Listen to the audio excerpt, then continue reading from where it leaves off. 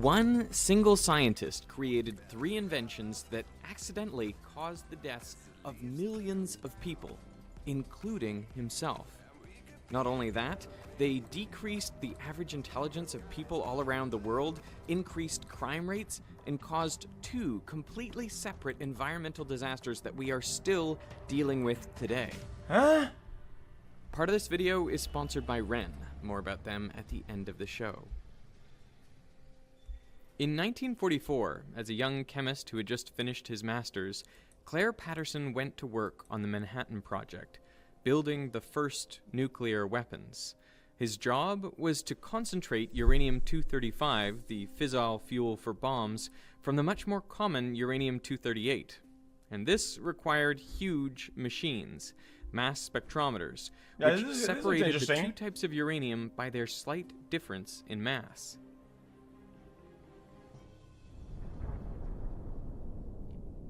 After the war, Patterson went back to grad school to get his PhD. He picked a research project that would take advantage of his experience with mass spectrometers, measuring the age of the Earth. Radioactive rocks are... Wait, chat. It takes the mass of one, and when it's really close to it, and it boom? Are effectively clocks. Uranium-238, for example, decays into thorium, and then protactinium, and then 12 more decays, until it ends up as lead-206, which is stable. The rate of this decay is consistent and can be measured. It takes 4.5 billion years for half of a sample of U-238 to decay into lead-206. Patterson's PhD project was to determine the age of the Earth by measuring the ratio of uranium to lead in primordial rocks. That's but pretty to fucking calibrate his instrument, first he used zircon crystals whose ages were known. Zircon is ideal for this purpose because when it forms, it contains trace amounts of uranium, but absolutely no lead. So any lead that you later find inside a zircon, you know must be the product of a uranium decay. Oh, and he applied the ratio. Patterson was tasked with measuring the lead content, and another student, George Tilton, measured uranium. Tilton's uranium measurements were fine. Plus L, they plus matched Stella, sadly. predictions. But Patterson's lead measurements were all over the place, and they were many, many times higher than they expected. We take George's uranium and my lead. Not right, Patterson. There was lead there that didn't belong there. So where was all this extra lead coming from? That mystery would take over the rest of Claire Patterson's life and bring him to the literal ends of the Earth. Soil and shit has lead, no? In 1908, Vitamins a and woman whatnot. was driving across the Belle Isle Bridge in Detroit when her car stalled. A passing motorist stopped to help. In those days, cars needed to be hand-cranked to start. He knelt down and turned the crank, and the engine roared to life, a little too suddenly. The man couldn't get out of the way, and the crank handle hit him in the face and broke his jaw. He died as a result of his injuries. His name was Byron Carter, and he was the founder of his own car company, so he was well connected in the Detroit auto scene. He counted among his close friends the founder of Cadillac, Henry Leland. Leland was so distraught over his friend's death that he resolved to eliminate hand cranks from his vehicles. Jesus, dude. Leland hired Charles Kettering to create a self-starting car, and by 1911, he had a working prototype. Hand cranking was difficult and dangerous, and best left to men. But a car that started itself changed everything. The world's first crankless car was the Cadillac Model 30. It was much more powerful than cars before it. It had a top speed of 45 miles per hour. That's and 40 insane. horsepower, double the Ford Model T. The Model 30 was a huge success for Cadillac, doubling the company's annual sales. But it had a problem. It was deafeningly loud. Oh. In internal combustion engines, a piston compresses the fuel-air mixture, which is then ignited by a spark from the spark plug. The expanding hot gases push the piston back down. The problem with the Model 30 engine was it compressed the fuel-air mixture more than previous models. So much, in fact, that often the fuel would spontaneously combust before the spark from the spark plug. So rather than orderly, perfectly timed explosions, you'd get multiple haphazard combustions leading to turbulent pressure waves inside the cylinder. The resulting sound led the problem to become known as engine knocking. Knocking wasn't just hard on the ears, it hurt the engine's performance. It reduced power output and lowered fuel efficiency. The vibrations also damaged the piston and walls of the cylinder, shortening the life of the engine. The good news was that engine knocking could be corrected by changing the fuel. Different fuels can withstand different levels of compression before detonating. N-heptane, for example, will spontaneously combust under only a little compression. Isooctane, on the other hand, can withstand a much higher compression ratio before it auto-ignites, so it's much less likely to cause knocking. To quantify how much compression a fuel can withstand, scientists came up with the octane rating system. They arbitrarily set isooctane to have a rating of 100 and N-heptane a rating of 0. Now, real fuels aren't made up of only these two ingredients. They're a mix of lots of different hydrocarbons, but the octane rating tells you what mixture of octane and heptane gives equivalent performance. For example, 98 octane fuel can withstand the same compression as a mixture of 98% octane and 2% heptane. Now, I'm going to take a little bit of 98 octane fuel and put it in this piston, and when I compress it, oh, Jesus Christ! Nothing happens, which is exactly what you'd expect. This fuel can withstand a lot of compression. Diesel has an octane rating of 20, so it acts like a mixture of 20% isooctane I thought it was gonna blow and up 80% N-heptane. If I put a little bit of diesel in there, let's see what happens with the same compression ratio.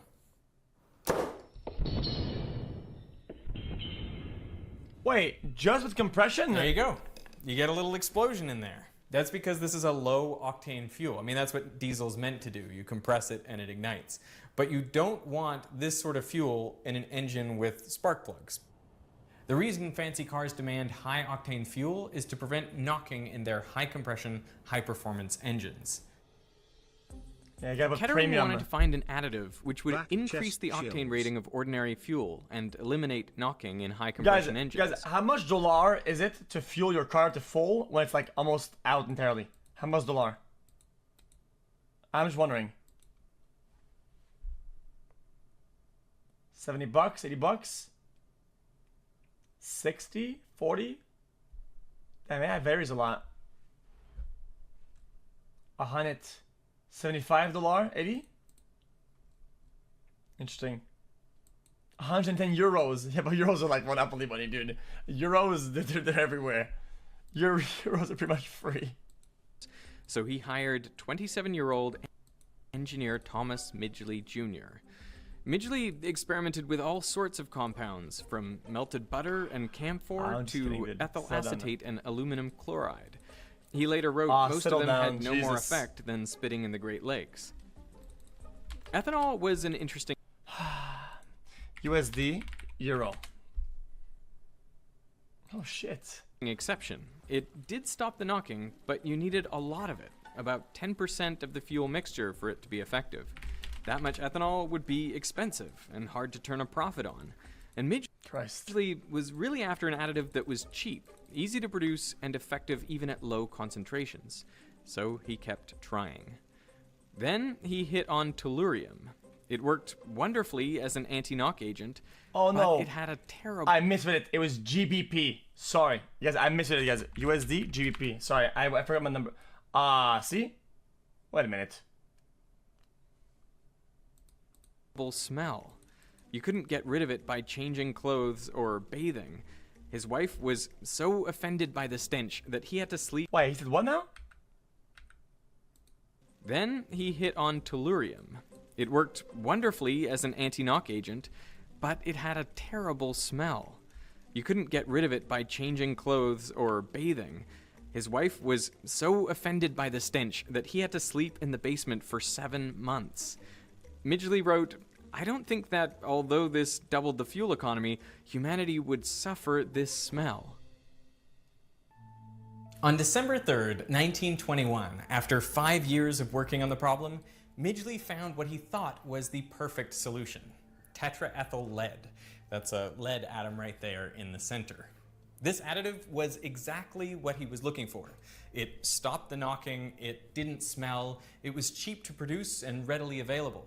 Best of all, you only needed 1 part in 1,000 for it to be effective. And the rest binds to it? In a call to Kettering, Midgley said, "Can you imagine how much money we're gonna make with this? We're gonna make $200 million, maybe even more." That is over $3 billion in today's dollars. Now, for his discovery, the American Chemical Society gave him the prestigious Nichols Award, and they asked him to do a series of public talks, but Midgley declined. He and Kettering patented the process for making tetraethyl lead, and they called their new additive ethyl, perhaps so it might be confused with another common additive, ethanol, ethyl alcohol. They made no mention of lead. Then they teamed up with 3 of America's largest corporations, General Motors, DuPont, and Standard Oil of New Jersey. DuPont? To form the Ethyl Corporation.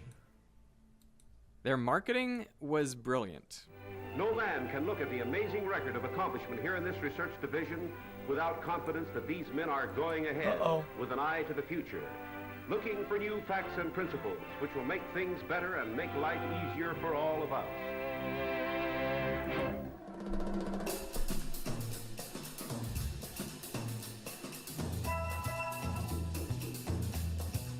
Gee, Pop, they're all At the passing 1923 Indianapolis 500, the top 3 finishers all used ethyl, and the demand for leaded gasoline took off. To keep up, Ethyl Corporation had to build a new chemical plant in New Jersey, but the project began terribly. Within 2 months of operating, dozens of workers fell ill with lead poisoning. 5 of them died. That's no joke. Lead poisoning? To address the public outcry, Midgley held a press conference, and there he poured tetraethyl lead onto his hands, and he inhaled it for a full minute. What? He claimed he could do this daily without harm. But Midgley knew the dangers. The reason he had turned down the public talks was because he spent much of 1923 in Florida, where he himself was recovering from lead poisoning. He didn't go anywhere near his company's product if he could help it. Lead is dangerous even in small doses. It mimics calcium in our bodies, so there's no efficient way to get rid of it. And like calcium, lead can be stored in bones for years, meaning it can continue to poison the body long after the initial exposure. The organ most sensitive to lead is the brain. No, the lead axons breaks down or whatever. the myelin sheath around axons and prevents the release of neurotransmitters. That's why common symptoms of lead poisoning are headaches, memory loss, and tingling in the hands and feet. And children are particularly susceptible. Lead exposure can cause permanent learning disorders and behavioral problems. And the dangers of lead had been known for hundreds of years. Guys, is that Alzheimer's or because there's failed signals or whatever, the signal doesn't get there properly because you need the sheet to protect it or whatever the fuck, right? Already in 1786, Benjamin Franklin remarked that lead had been used for far too long, considering its known toxicity. You will observe with concern how long a useful truth may be known and exist before it is generally received and practiced on. He would have been aghast to learn that nearly 150 years later, scientists planned to add lead to fuel. Doctors and public health officials from MIT, Harvard, Yale, and the U.S. Health Service wrote to Midgley and warned them against producing tetraethyl lead. They called lead a creeping and malicious poison and a serious menace to public health. Their concerns were dismissed. Huh? This model shows how just the right amount of fluid containing tetraethyl lead and dye is... Are you playing a video game today or just sitting content? Today I'm so I ordered some ski masks. I'm about to fucking put that shit on, and I'm about to go rob the internet of all its riches and all its videos, dude. I got gloves. I got the whole thing. I'm about to encrypt the broadcast so we don't get fucking caught with all this robbery. You fucking pussy! Shut the fuck up! Added to the gasoline. No one doubted that a lot of lead was bad for you, but how much harm could a little lead do? Fucking cuck By the 1950s, millions of motorists globally were burning lead in their cars and releasing it into the air. Some of that lead ended up on Claire Patterson's zircon samples, preventing him from determining their age. In 1952, he moved to Caltech, where he built a new lab from scratch. Suspicious of environmental contamination, he tore the electrical cables out of the walls to remove the lead solder. He cleaned the floors and benches daily with ammonia and made sure that air was always being blown out of the lab. To go inside, you had to wear a plastic bunny suit. Patterson basically invented the clean room. Inside that room, he turned his attention to the oldest rocks in the solar system, meteorites. All the original rocks on Earth had long since been destroyed by tectonic activity. But meteorites come from asteroids, which formed around the same time as Earth. They have just been drifting through space until they entered the Earth's atmosphere. So the best way to measure the age of... Wait, does that mean that the meteorites were there at the very, very beginning of everything? the Earth was to measure the age of meteorites. Patterson measured 5 meteorites, each with 3 different radiometric dating techniques, and he found they were all 4.55 billion years old. They could be. That number is within 0.15% of the currently accepted value for the age of the Earth. You know, before Patterson's experiment, people thought the Earth was 1 billion years younger. So Patterson had done it. He measured the age of the Earth. But he wasn't done getting rid of lead contaminants. Public concern about lead exposure had continued to grow. But President of Standard Oil Frank Howard pushed back, saying, "We do not feel justified in giving up what has come to the industry like a gift from heaven on the possibility that a hazard may be involved in it." What? Scientists funded by the Ethel that makes literally no sense. You guys don't normally work backwards. Claimed that lead was a natural part of our environment. We can do this if it's safe. Not we're fucking rolling it. We're rolling really hard. We'll continue. But maybe it's unsafe. But whatever. We'll check it out. And therefore not harmful to people. But Patterson wondered just how natural is the lead in our environment, and he had just the skills to find out. He began by measuring lead in the oceans. If it were natural, he expected the concentration of lead to be the same regardless of depth. But if lead pollution had increased recently... I'm confused about some of this shit, guys. I don't want to make this a weird discussion, but isn't it most of like the drugs and shit? Like, oh, don't do this, health concern, blah, blah, blah. But, right? But isn't this kind of like the same? Doesn't like the FDA has to approve this shit or something like that? Like, hey man, this is poisonous. This... just like any drug or other compounds are, right? No?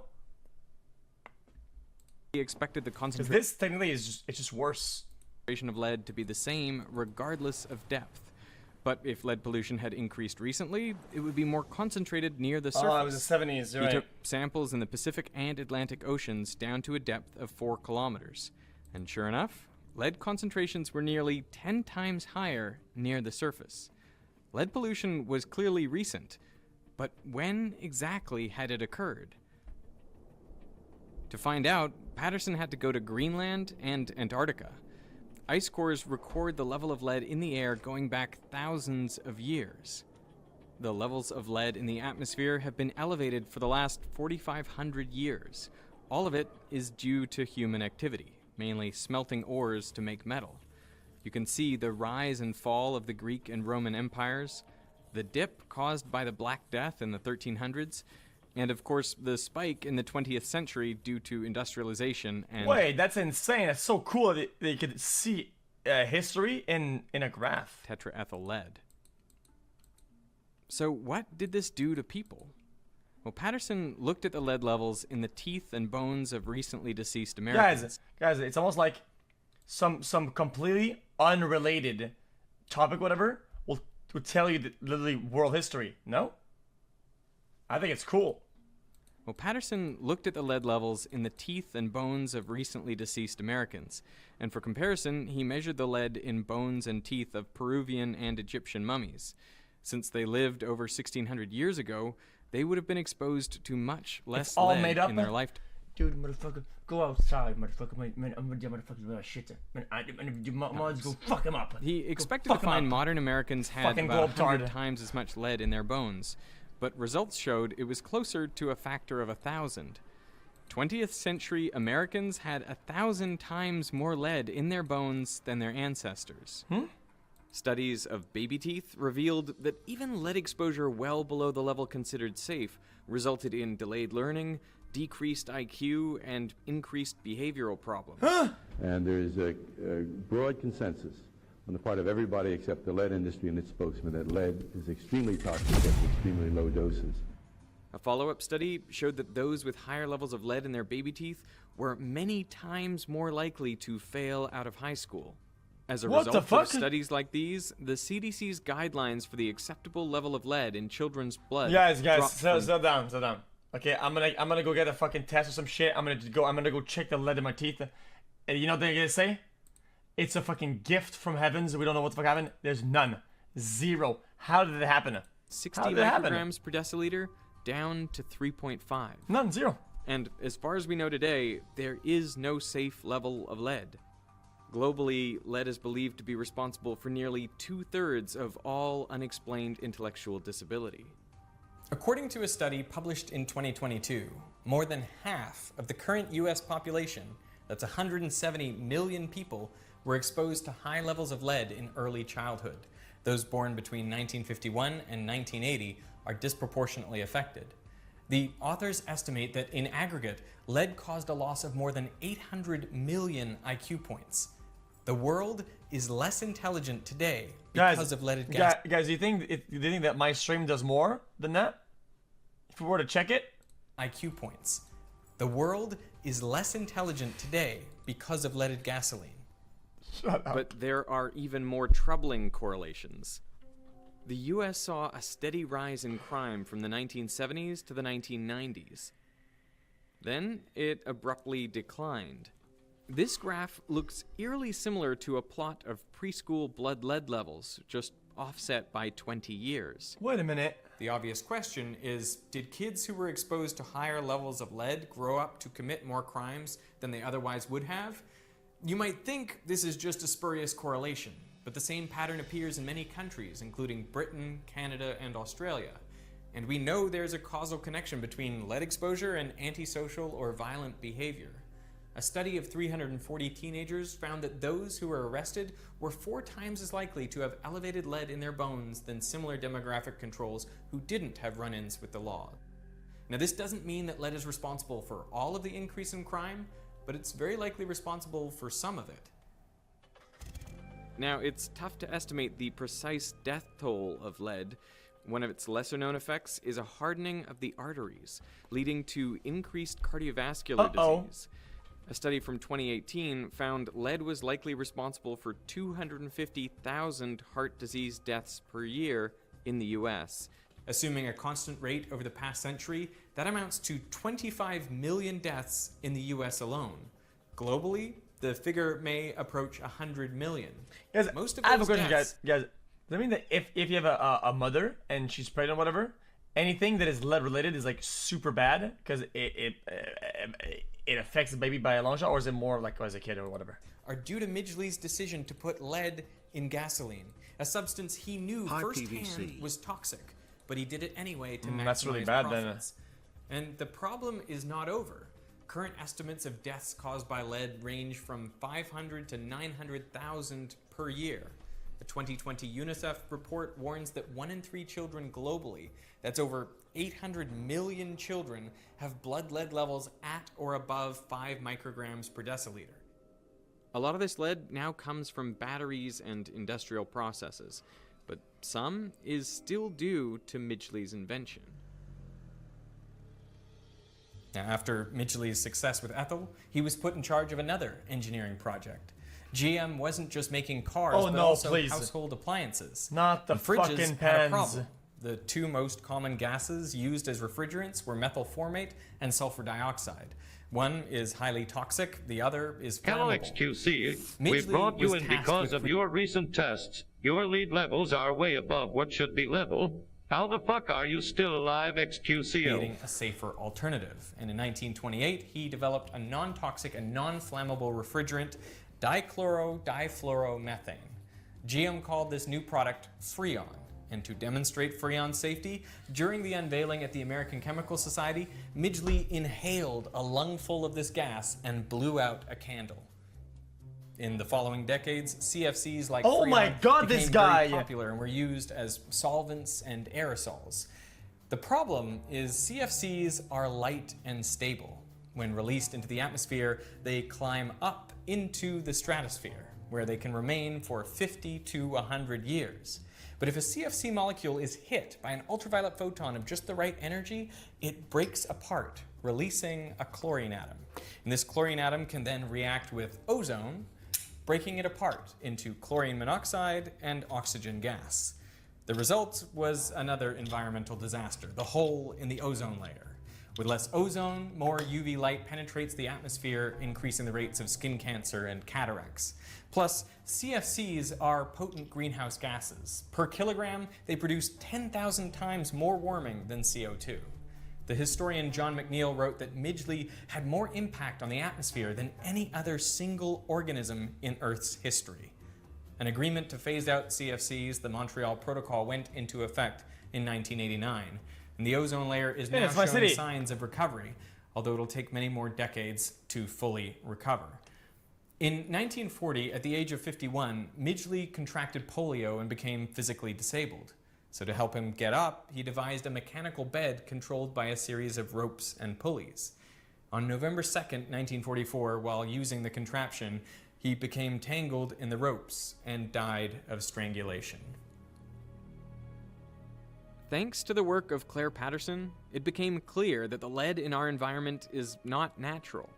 Burning lead in combustion engines spread the toxic element across the planet, into the air, oceans, the snow at the South Pole, and even our bones. Guys, at the time you guys didn't, I don't think they had the stuff to fully test everything. I think the guy was trying to make products that worked, that were needed. I don't think he tried to purposely hide stuff, did he? Japan was the first to ban leaded fuel in cars in 1986, but other countries soon followed suit. Algeria was the last to do so in 2021. The UN calculates that the elimination of lead from gas saves over 1 million lives per year and $2.45 trillion. But leaded gas is still used, by the way, in piston-driven airplane engines. That's now the largest source of lead emissions into the air in the US. You will observe with concern how long a useful truth may be known and exist before it is generally received and practiced on.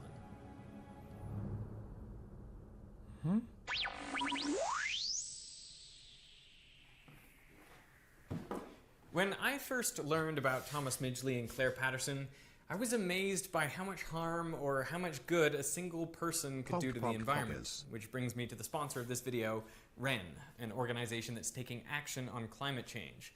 I think it's important that we tackle the climate crisis both by lobbying for systemic change and by making more environmentally friendly choices ourselves. I think we could truly appreciate these ads, okay? I wish people understood that, okay?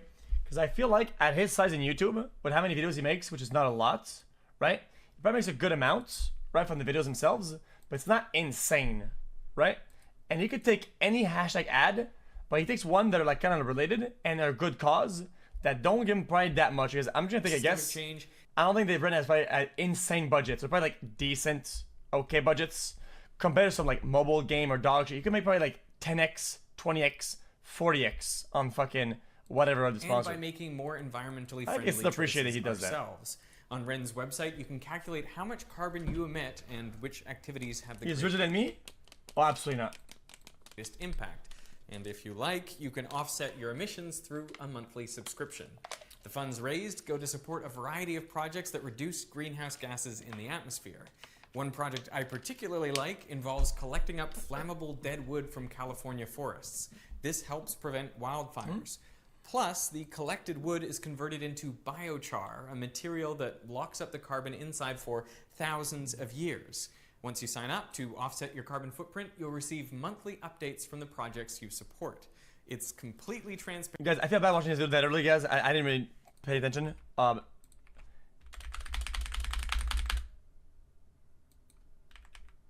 my god, I banned some guy 8 times.